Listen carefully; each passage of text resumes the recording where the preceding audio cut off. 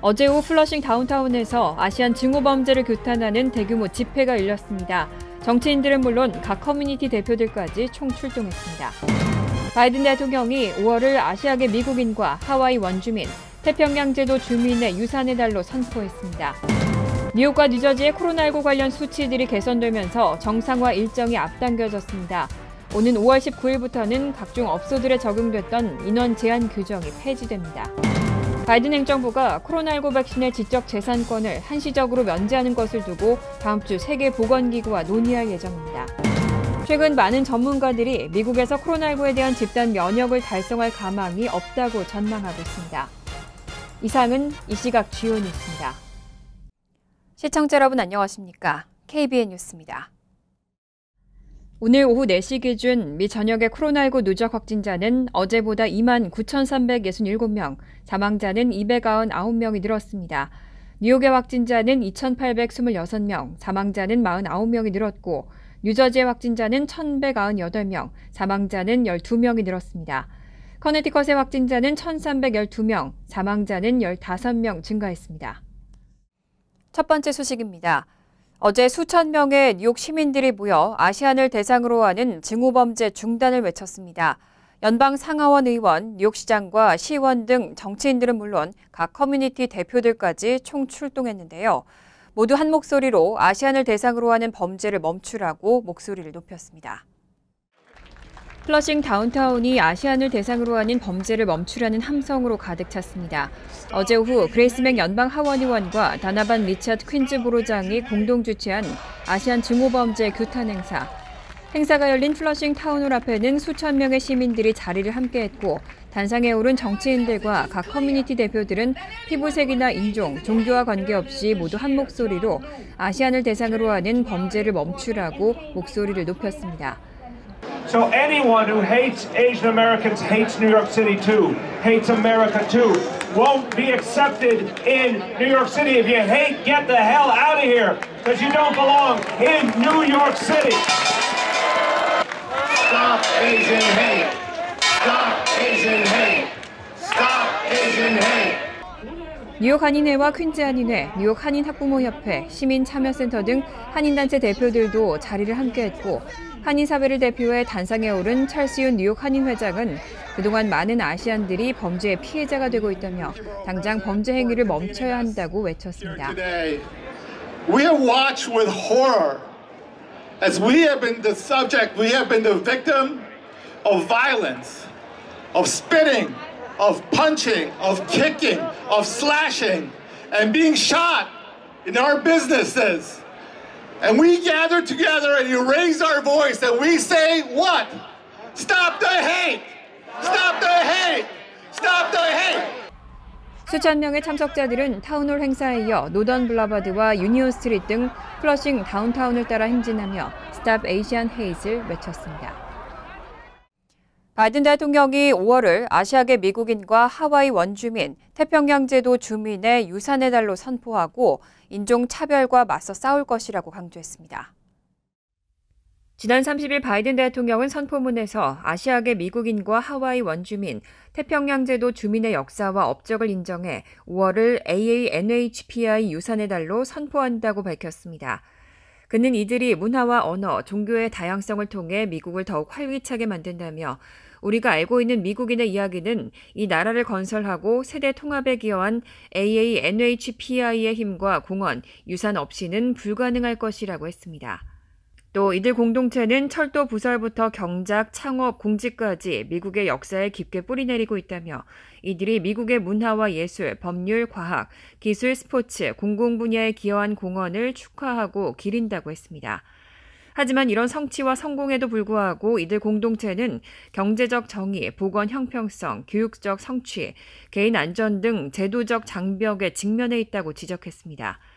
특히 코로나19 팬데믹 기간 반아시아 괴롭힘과 폭력 비율이 증가하면서 많은 아시아계 미국인 공동체가 느끼는 두려움이 높아지고 아시아계 여성과 노인을 겨냥한 관찰 가능한 증오층이 증가하고 있다는 것을 인식하고 있다면서 반아시아 편견에 따른 행위는 잘못됐고 비미국적이며 중단돼야 한다고 강조했습니다. 또 미국에 여전히 존재하는 인종차별과 외국인 혐오를 함께 치유할 기회를 찾고 맞서 싸울 것이라고 덧붙였습니다. 뉴욕과 뉴저지의 코로나19 관련 수치들이 개선되면서 정상화 일정이 앞당겨졌습니다. 오는 5월 19일부터는 각종 업소들에 적용됐던 인원 제한 규정이 폐지됩니다. 뉴욕주가 코로나19 극복에 대한 자신감을 기반으로 정상화 일정을 앞당겼습니다. 쿠오모 주지사는 식당과 체육관, 각종 판매업소에 적용했던 인원 제한 규정이 오늘 19일부터 폐지된다고 밝혔습니다. 당초 뉴욕은 7일부터 식당 실내 수용 인원을 정원의 75%로 확대하고 15일부터 체육관 수용 인원을 정원의 50%로 확대할 계획이었습니다. 빌 드블라지오 뉴욕시장이 밝힌 뉴욕시 정상화 목표도 7월 1일이었습니다. 하지만 코로나19 상황이 급속도로 개선되면서 앤드류 쿠오모 주지사는 당초 일정보다 앞당겨 13개월 만에 정상화가 가능하게 됐다고 설명했습니다. 식당과 체육관 외 놀이시설과 사무실에 대한 주정부 차원의 규제도 폐지됩니다. 다만 대형 경기장은 관객을 정원의 33%까지만 받을 수 있습니다. 또 수용 인원에 대한 제한 철폐와는 별개로 사회적 거리 두기는 계속 시행됩니다. 이번 조치는 뉴욕뿐 아니라 뉴저지와 커네티컷 등 인근주에도 함께 적용될 것이라는 게 쿠오모 주지사의 설명입니다. 쿠오모 주지사는 오늘 17일부터 뉴욕의 지하철도 24시간 운행을 재개할 것이라고 밝혔습니다. 코로나19 백신의 부족으로 백신의 지적 재산권을 면제해달라는 요청이 인도 등 여러 국가에서 나오고 있는데요. 바이든 행정부는 백신의 지적 재산권을 한시적으로 면제하는 것을 두고 다음 주 세계보건기구와 논의할 예정입니다. 론 클레인 백악관 비서실장은 어제 CBS Face the Nation 인터뷰에서 캐서린 타이 무역 대표부 대표가 다음 주 WTO에 가서 어떻게 하면 백신을 더 널리 분배하고 더 널리 허가받으며 더 널리 공유할 수 있을지에 대해 논의를 시작할 것이라고 말했습니다. 이어 앞으로 이에 대해 더 많은 이야기를 할 수 있을 것이라고 덧붙였습니다. 최근 인도의 하루 신규 확진자가 전 세계 처음으로 40만 명을 돌파하는 등 상황이 악화하고 있는 가운데 나렌드라 모디 인도 총리는 바이든 대통령에게 백신을 자체 생산할 수 있도록 지적 재산권을 면제해달라고 요청한 바 있습니다. 다만 클레인 실장은 이와 관련해 지적 재산권은 문제의 일부에 불과하다면서 생산 문제가 가장 크다고 지적했습니다. 클레인 실장은 알다시피 인도에 대한 원조를 서두르고 있고 의약품과 백신 원료를 실은 5대의 대형 수송기를 보낼 것이라며 미국이 1억 달러 상당의 의약품 및 의료 장비를 긴급 지원하고 있는 사실을 상기했습니다. 그러면서 인도는 자체적인 코비실드 백신을 보유하고 있지만 원료가 부족해 생산 속도가 늦어졌다며 긴급 지원에 2천만 회분의 화이자 바이오엔텍 백신 원료도 포함됐다고 밝혔습니다. 제약사 화이자는 지난달 FDA에 12세에서 15세 청소년에 대한 코로나19 백신 사용을 요청한 바 있습니다. 화이자는 사용이 허가되면 올 여름까지 1,000만 명의 청소년이 접종을 받을 수 있을 것으로 전망했습니다. 제약사 화이자의 이사인 스캇 고틀립 전 식품의약국 국장은 어제 CBS 방송에 출연해 FDA가 아주 짧은 기간 내에 청소년에 대한 화이자 백신 사용을 승인하길 희망한다며 승인 즉시 500만 명이 접종받을 수 있다고 예상했습니다. 화이자는 지난달 초 FDA에 백신 사용 연령을 12세에서 15세로 확대해달라고 요청했습니다. 현재는 16세 이상 연령대에서만 긴급 사용 승인이 내려져 있습니다. 12세에서 15세는 대략 초등학교 고학년에서 고등학교 저학년 연령대입니다. 고틀립 전 국장은 12세에서 15세 청소년은 약 1,700만 명인데 약 500만 명은 즉각 접종할 수 있다며 아마 나머지 500만에서 700만 명은 개학 전 여름 동안에는 접종받을 수 있고 점차 증가할 것이라고 설명했습니다. 한편 바이든 대통령은 지난달 30일 한 방송에서 전국의 초중 고등학교가 올해 가을에는 주 5일 대면 수업을 해야 한다는 입장을 밝힌 바 있습니다. 지난해 코로나19가 대유행하면서 직후 온라인 수업으로 전환한 초중 고등학교들은 성인에 대한 접종의 속도가 붙은 최근 일부 대면 수업을 재개하고 있습니다. 한편 화이자는 생후 6개월에서 11세까지의 어린이용 백신도 시험하고 있습니다. 미국의 성인 절반 이상이 코로나19 백신을 접종했지만 최근 들어 백신 접종 속도가 점차 느려지고 있습니다. 여러 주당국은 주민들에게 코로나19 백신을 맞히려고 각종 인센티브까지 제공하고 있습니다. 정치 전문 매체 더 힐에 따르면 웨스트 버지니아주는 백신을 맞는 16세에서 35세 주민들에게 $100짜리 예금 증서를 주고 있습니다. 코로나19 대응을 위해 지금껏 쓴 돈에 비하면 얼마 안 되는 비용이라는 게 주 당국의 논리로 백신을 맞을 생각이 덜한 청년층을 $100로 유인해서라도 빨리 백신을 맞히고 집단 면역을 달성해야 한다는 겁니다. 미시간주 디트로이트는 백신을 맞을 사람을 데려오는 주민에게 $50짜리 현금 카드를 줍니다. 커네티컷주는 백신을 맞은 주민이 19일에서 31일에 식당에서 식사를 할 때 공짜 음료를 받을 수 있도록 했습니다. 주민들에게 외식을 유도해서 외식업계도 살리고 백신 접종률도 높이겠다는 구상입니다. 일리노이주 시카고는 백신 접종을 마친 주민이 미용실 등지에서 특별 할인을 받을 수 있게 하는 방안을 모색하고 있습니다. 텍사스주 해리스 카운티는 백신을 맞은 주민들을 위해 $25만 상당의 상품권과 관련 행사를 마련했습니다. 백신 접종 확대를 위한 인센티브에는 당국뿐 아니라 기업도 동참하고 있습니다. 도너츠인 크리스피 크림은 3월 하순부터 백신을 맞은 사람들에게 공짜 도넛 1개를 주는 이벤트를 실시하고 있습니다. 이렇게 각종 이벤트에도 백신을 꺼리는 미국인들은 여전히 30%에 달하는 것으로 알려졌습니다. 최근 많은 전문가들은 미국에서 코로나19에 대한 집단 면역을 달성할 가망이 없다고 전망하고 있습니다. 뉴욕타임즈는 미국의 성인 절반 이상이 최소 1회 이상 백신을 접종했는데도 불구하고 과학자들과 공중보건 전문가들 사이에서는 집단 면역 달성 가망이 없는 것으로 전망했다고 보도했습니다. 최소한 가까운 미래에는 집단 면역의 기준점을 넘기 어렵고 어쩌면 영원히 달성 불가능하다는 광범위한 의견 일치가 있다는 내용입니다. 뉴욕타임즈에 따르면 최근 전문가들은 앞으로 몇 년 동안 미국에서 이 바이러스가 통제불능이 아닌 관리 가능한 위협으로 바뀔 가능성이 크다고 전망했습니다. 전문가들이 집단 면역 달성이 어려워졌다고 전망하는 이유는 전염성이 강한 변이 바이러스의 등장과 일부 미국인들의 백신 거부감 때문입니다. 당초 전문가들은 인구의 60에서 70%를 집단 면역의 기준으로 제시했지만 영국발 변이 등이 속출하면서 최소 기준선이 80% 이상으로 올랐는데 최근 여론조사 결과를 보면 미국인의 30%가량은 백신 접종을 여전히 꺼리고 있습니다. 또 지역사회 단위로 전염이 이뤄지기 때문에 전국 평균이 높더라도 일부 접종률이 낮은 마을에서는 여전히 코로나19가 확산할 수 있고 해당 지역 주민들의 이동에 따라 다른 곳으로 다시 전파될 위험도 작지 않습니다. 따라서 전문가들은 입원율과 사망률을 낮게 유지하는 것이 가장 중요하다며 이런 차원에서도 백신 접종은 계속돼야 한다고 강조했습니다. 항공기와 열차, 버스 등 다중이 이용하는 교통수단 내에서의 마스크 의무 착용 지침이 4개월 더 연장됩니다. 오는 5월 11일 해제될 예정이었는데 다시 9월 13일까지로 연장됐습니다. 지난 30일 교통안전청은 오는 5월 11일 해제될 예정이었던 마스크 의무 착용 지침을 9월 13일까지 연장한다고 발표했습니다. 교통안전청이 코로나19 확산 방지를 위해 내린 이 지침은 지난 2월 1일부터 발효돼 왔습니다. 이번 연장 조치에 따라 항공기와 철도, 버스 등을 이용하는 시민들은 당분간 마스크를 의무적으로 착용해야 합니다. 공항과 기차역에서도 역시 마스크 의무 착용 방침이 적용됩니다. 이 규정을 어기면 최대 $1,500의 과태료 처분을 받을 수 있습니다. 같은 날 연방항공청도 교통안전청의 마스크 착용 규정이 시행되는 동안에는 이 지침을 어기는 항공편 탑승객에 대해서 무관용 정책을 이어갈 것이라고 밝혔습니다. 앞서 질병통제예방센터 역시 백신 접종을 완료한 시민의 경우에는 국내외 여행을 해도 되지만 이 경우에도 마스크 착용과 사회적 거리 두기는 지속해서 준수하라고 권고한 바 있습니다. 전국적으로 코로나19 백신 접종이 크게 확대되면서 각종 지표가 호전되고 있긴 하지만 방심하면 다시 확산율이 올라갈 가능성도 있기 때문에 이를 막기 위한 조치로 분석됩니다. 바이든 행정부가 미 멕시코 국경장벽 건설에 유용됐던 국방자금 지원을 전격 중단했습니다. 전임 트럼프 행정부가 추진해왔던 국경장벽 건설 프로젝트는 이로써 전면 중단됐습니다.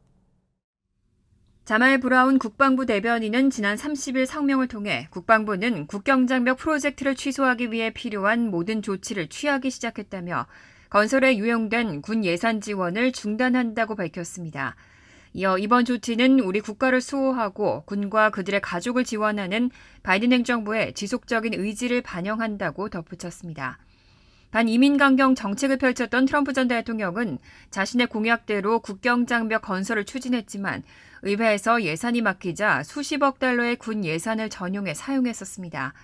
하지만 바이든 대통령은 지난 1월 20일 취임 당일 국경장벽 건설을 중단하라는 행정명령에 서명했습니다. 이어 이번 조치로 군의 예산 지원도 중단되면서 트럼프 전 행정부의 미 멕시코 간 국경장벽 건설 프로젝트는 전면 중단됐습니다. 언론들은 이번 조치로 확보하게 된 국방부 예산은 이전에 지연됐던 군사건설 프로젝트에 사용될 것으로 보인다고 전망했습니다. 국방부는 애초 다른 군 임무에 쓰려던 예산인 만큼 미사용 예산을 군으로 회수해 보류된 사업에 쓴다는 방침입니다. 어디에 먼저 예산을 사용할지 정하기 위해 지연됐던 프로젝트 목록을 검토할 것이라고 전했습니다. 4월 평균 주택가격이 1년 전과 비교해서 20%나 상승했습니다. 코로나19 영향으로 수급 불균형이 심화된 게 주된 원인으로 꼽히는데 상승세가 지속될지를 두고는 의견이 분분합니다. 하지만 2008년 서브프라임 모기지 사태 같은 위기는 일어나지 않을 거란 전망이 나옵니다. 부동산 플랫폼 업체 레드핀에 따르면 미국의 4월 평균 주택가격은 34만 7,500만 달러로 1년 전과 비교해 20% 올랐습니다. 내놓은 집이 팔리는 데까지 걸린 기간은 평균 20일로 조사됐습니다.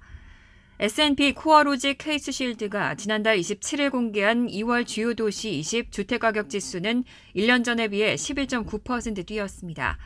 이에 대해 포브스는 지난 2006년 2월 이후 가장 높은 상승폭이라고 전했습니다. 이런 상승폭을 두고 전문가들은 수급 불균형을 원인으로 꼽았습니다. 저금리와 경기부양책, 봉쇄 조치와 재택근무가 집값 상승을 부채질했는데 코로나19로 새로운 주택 건설에는 차질이 빚어지면서 이미 심각한 주택 부족 현상을 심화했습니다. 모기지 은행협회 수석 경제학자인 마이크 프레탄토니는 수요는 매우 강한 반면 공급은 극도로 제한적이었다면서 수급 불균형이 심화돼 주택가격 상승의 원동력이 됐다고 분석했습니다. 특히 전문가들은 집값 상승의 끝이 보이지 않는다고 우려하고 있습니다. 다만 2008년 서브프라임 모기지 사태와 같은 버블 붕괴는 일어나지 않을 것으로 관측했습니다. 한편 포브스는 신규 주택 공급이 늘더라도 수요를 충족하긴 어려울 것이라며 한동안 집값 상승세가 지속될 수 있다고 예측했습니다. 간추린 소식입니다. 재외 동포들의 선천적 복수국적 문제를 이끌어온 전종준 변호사가 한국 법무부에서 지난 26일 입법 예고한 예외적 국적이탈 허가제도 신설에 관해 이의 개정을 요구하는 서명 캠페인을 전개합니다. 전종준 변호사는 법률 개정안이 선천적 복수 국적자들의 현실을 무시한 입법으로 기존의 불이익에 대한 구제 조치로 아무 효과가 없다며 법무부가 헌법 취지에 맞는 실질적인 구제 법안으로 수정해야 한다는 주장입니다. 서명운동 참여는 웹사이트 yeschange.org에서 할 수 있습니다. 멕시코와 국경을 접한 샌디에이고 해안에서 어제 오전 불법 이민자를 실은 것으로 추정되는 선박이 전복돼 최소 3명이 사망하고 20여 명이 병원으로 옮겨졌습니다.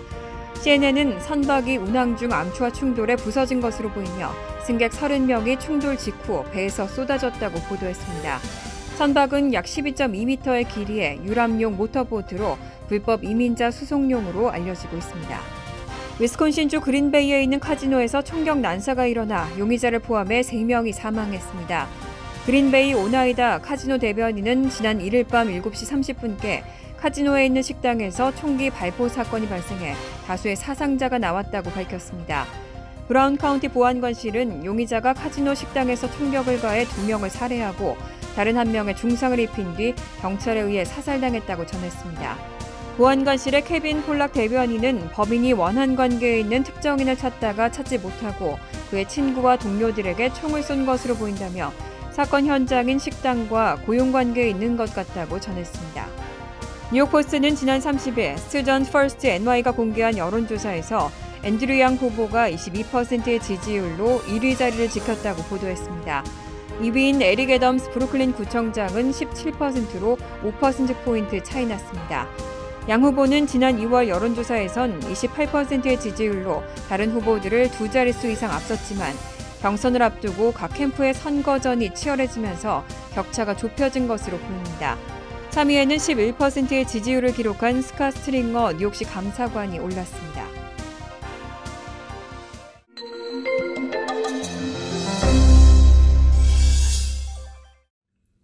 미주 뉴욕 대한민국 총영사관 필라델피아 출장소가 문을 열었습니다. 지난 30일 열린 개소식 행사는 장원삼 뉴욕 총영사, 이종섭 필라델피아 출장소장과 관계자, 그리고 한인단체 대표 20여 명이 참석했고, 장원삼 총영사는 출장소가 한미 우호 협력 관계 강화 및 영사 서비스 접근성 개선에 큰 역할을 할 것으로 기대한다고 밝혔습니다. 민권센터 등 미주 한인 봉사교육단체 협의회 가입단체들은 지난 1일 워싱턴 DC에서 3천여 명이 모인 가운데 열린 노동자의 날 이민자 권익행진과 집회에 참여해 1,100만 서류 미비자 합법화를 외쳤습니다. 20일 희망재단이 강도들의 집단 폭행을 당해 중상을 입은 한인 피해자에게 $1,200를 전달했습니다.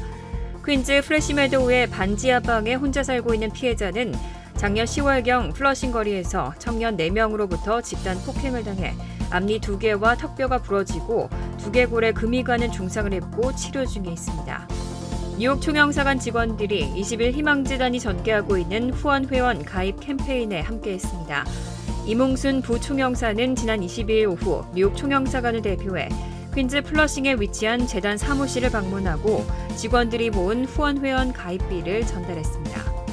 뉴저지 팰리세이즈 팍에 거주하시는 장청자 씨가 20회 효행상 행사를 앞두고 지난 29일 뉴저지 한인 상록회에 KN95 마스크 600장을 기증했습니다. 환율과 증권 소식입니다.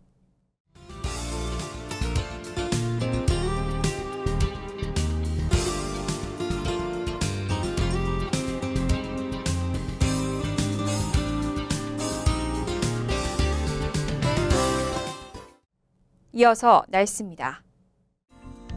화요일은 가끔 구름이 끼겠고 저녁부터는 때때로 소나기 내릴 가능성이 있겠습니다. 낮 최고 기온은 72도, 섭씨 22도, 밤 최저 기온은 55도, 섭씨 13도로 예상됩니다. 수요일은 때때로 천둥 번개와 함께 소나기 내릴 가능성이 있겠고 돌풍이 부는 곳도 있겠습니다. 목요일은 가끔 구름만 많겠습니다. 이상으로 KBN 뉴스를 마칩니다. KBN과 함께 즐거운 저녁 되시기 바랍니다.